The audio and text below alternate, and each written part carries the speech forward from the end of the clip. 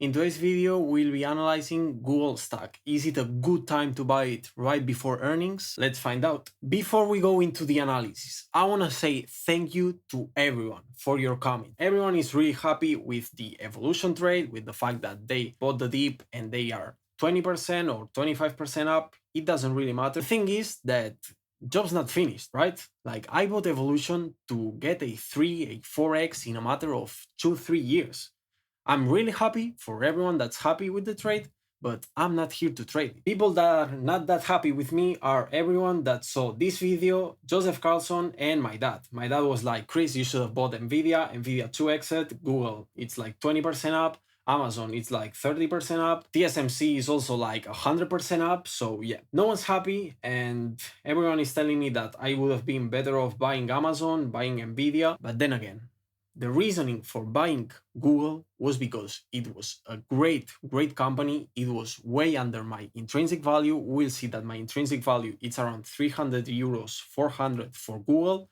So I bought Google with the idea that it can 2 or 3x in a matter of 1 or 2 years because the business is really strong. So yeah, congratulations to everyone that made money either from Amazon, from Evolution, from Google.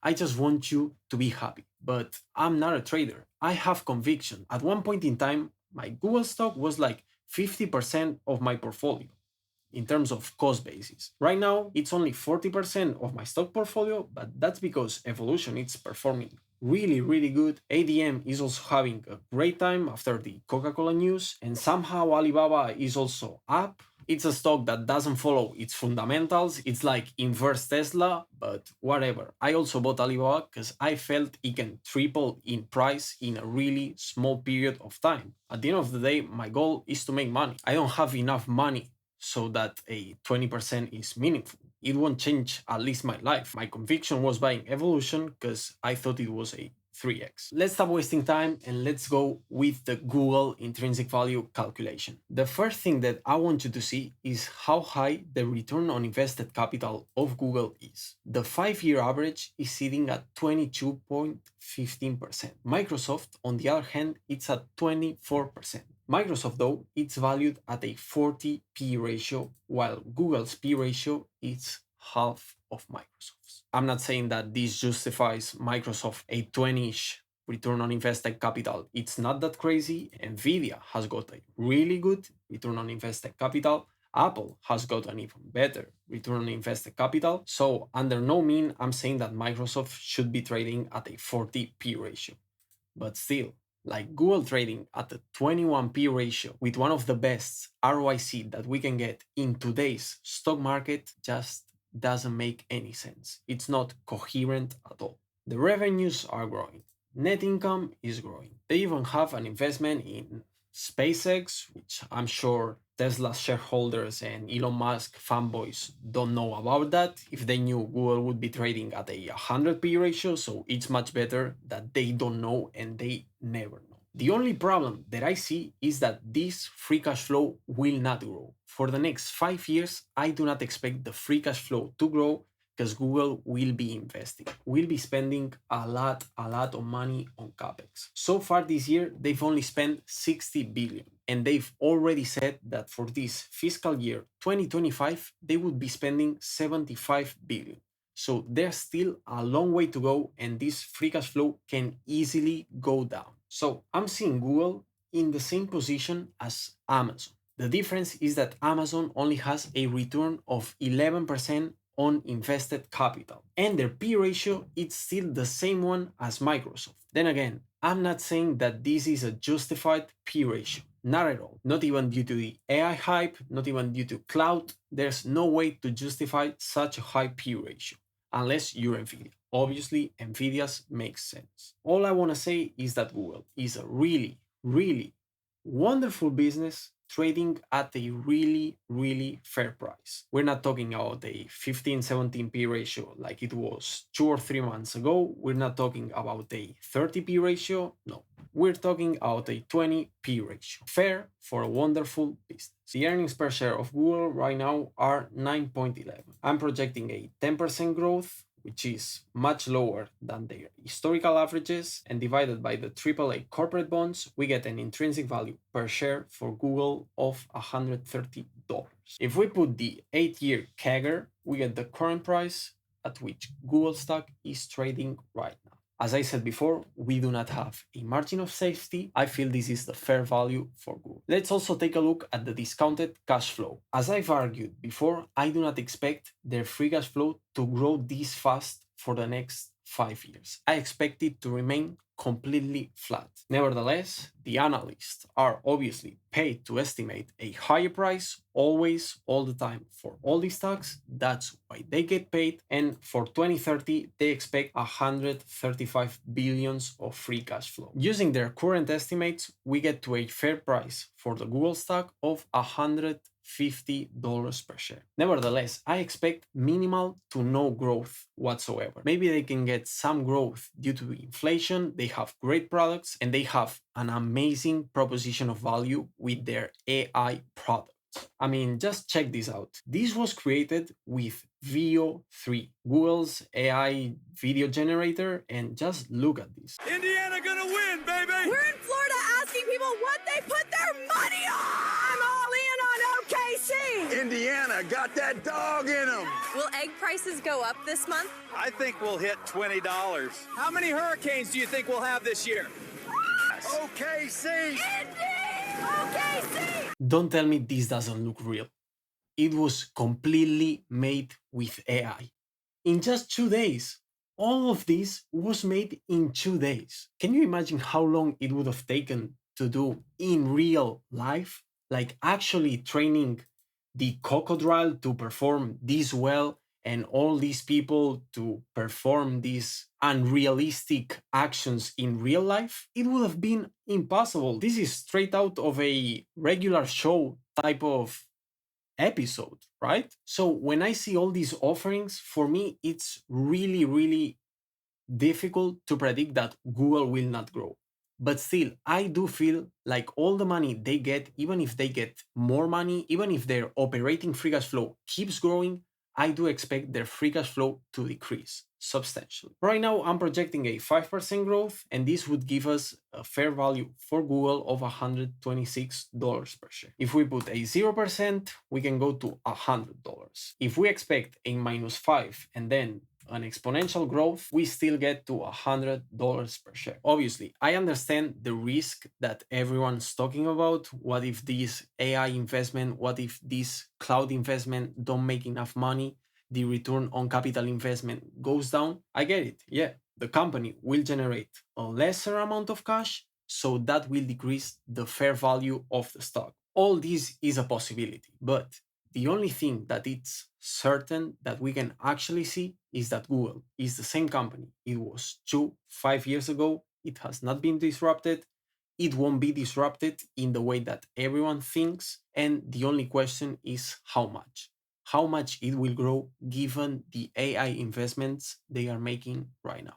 That's the only question. But Google, it's the same business it was, and in my opinion, it has an even wider moat.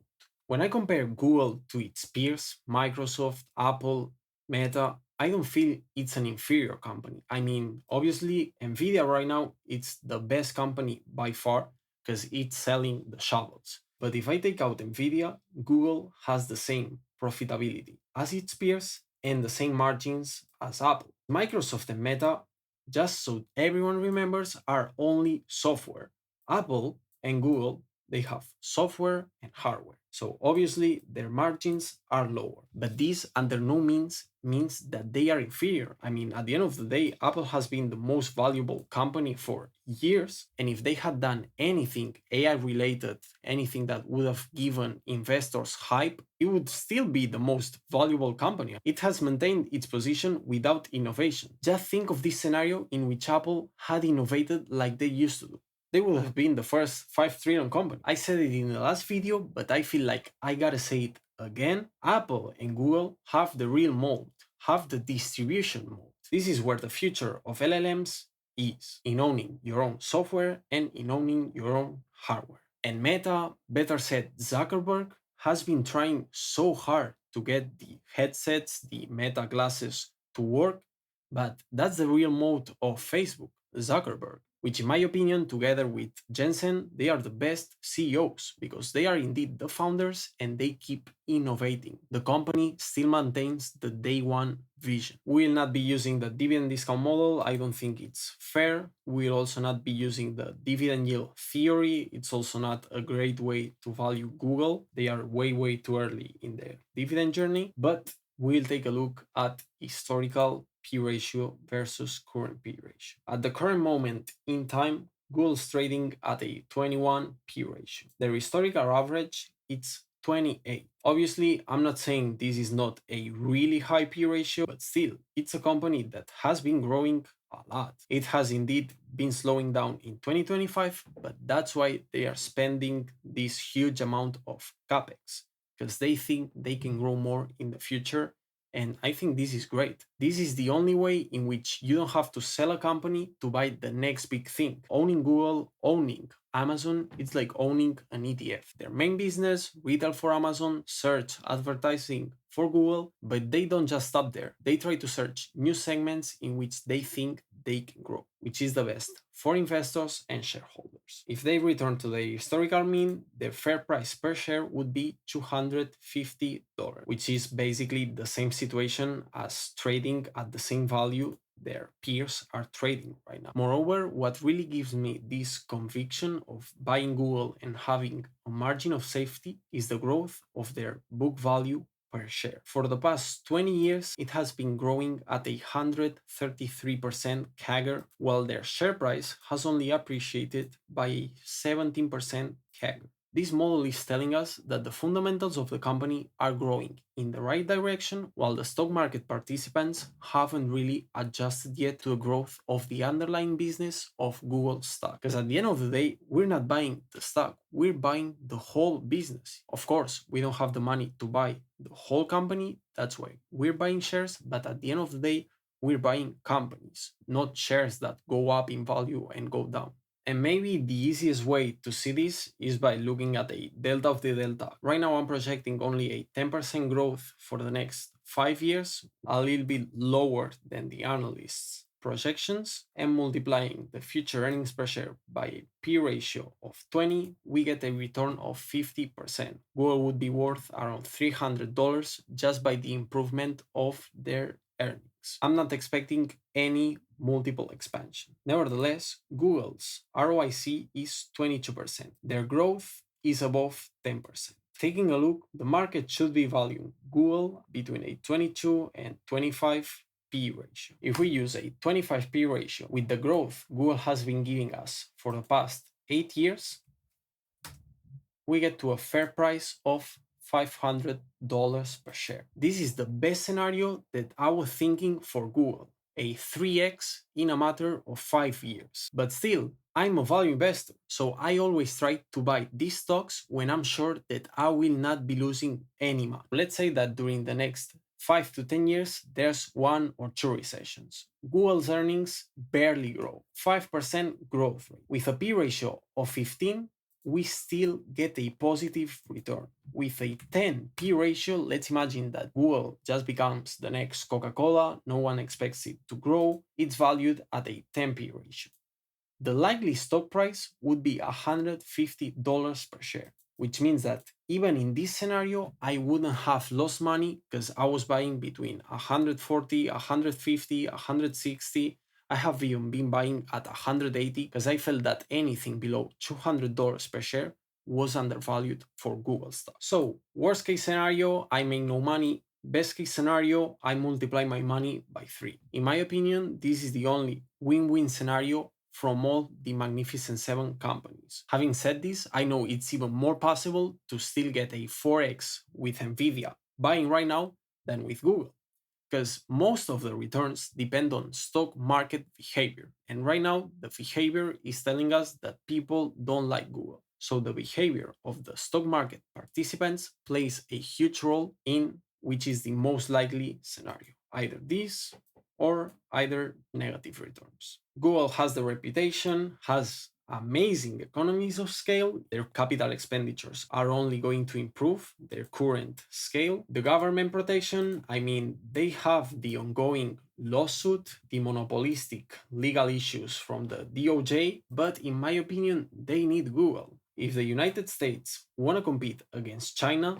they want to be relevant for the next 10 to 20 years in the tech sector, they need all the Magnificent Seven. If they start weakening them, that's a GG. Low cost provider, they indeed are. High switching costs. I mean, what I was actually reading was that for software engineers, it was really difficult to switch from Azure to AWS or to Google Cloud Processing. So I feel that all of these three stocks have indeed really high switching costs. However, the advantage, in my opinion, is for AWS. The network effect is real and the strong brand name, I have no question about it. Global brand with global recognition. Would it be a buy according to Warren Buffett? The ROCE is above 14%, the ROIC is also above 14%. They have a really high ROE. Their net income is beautifully growing. Their free cash flow has also been growing for the past 8 years. I do not know what to say about the next 5 to 10 years. We'll just have to wait and see. Their dividends will be growing, but I won't check the box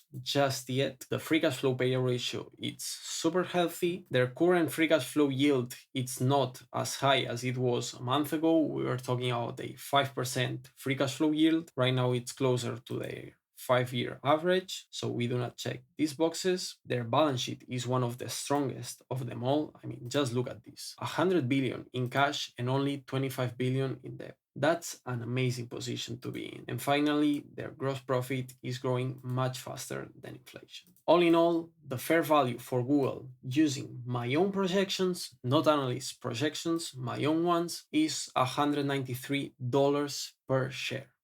Using Wall Street analyst projections, taking into account that the Fed is going to cut rates, they will be back to money printing in no time. I feel a fair value, a conservative fair value, because I already told you about the most likely scenario that it's $500 per share, is going to be only $300. If they return to their historical averages, we can see a $200 per share for Google stock. With the current assumptions, we get to an intrinsic fair price for Google of $219 per share. There's right now a 10% margin of safety, so I would basically say that it is trading around fair value. Let's use the other delta of the delta share price we've got, and by using the most optimistic outcome, we come to an intrinsic value a little higher of $250 per share. In this case, we would have a margin of safety of 20%. So, is Google a buy? I will just use this to tell you. In my opinion, the best and most likely scenario is to triple your money from here. Nevertheless, let's say nothing goes as expected. Google stops growing. 5% growth, they will likely manage this, as inflation will be in the long term around 4-5%. It's still a wonderful business. Let's just imagine that the management did some things wrong. New competition came in the market. They are no longer the AI leaders. They are no longer the main search engine. So basically, all failed projects, they just keep their core business. 5% growth, and we get to an intrinsic fair value of $150 per share. This is the worst likely scenario. If anything good happens, they triple. If anything bad happens, we use 20% of our money. I feel this is a great risk-reward situation. For this month, I do not have much more money to invest, so I will not buy more Google stock. However, if right now I had magically $5,000 in my hands, I would likely put 50% of that on Google stock, because I feel the risk reward is just way too good to ignore. The core businesses of the portfolio are Evolution, BATS, Rubies, ADM, which will give me enough income to recover if my Alphabet business doesn't perform the way I think it makes sense it will perform. As long as you're comfortable and it aligns with your long-term goals, yeah, go ahead. Google is a no-brainer. If not, let's just enjoy the ride of the current position we already have. There's no reason to be greedy. Opportunities always arrive. If it's not Google, it will be Apple. If it's not Apple, it will be Microsoft. If not, It will be NVDA and tariffs and everything. Opportunities always appear. So don't FOMO into Google nor into any other stock that you just don't feel comfortable in owning at the current valuation. I hope you learned something new from this video. I hope you have a great day. And as always, I'll see you in la próxima.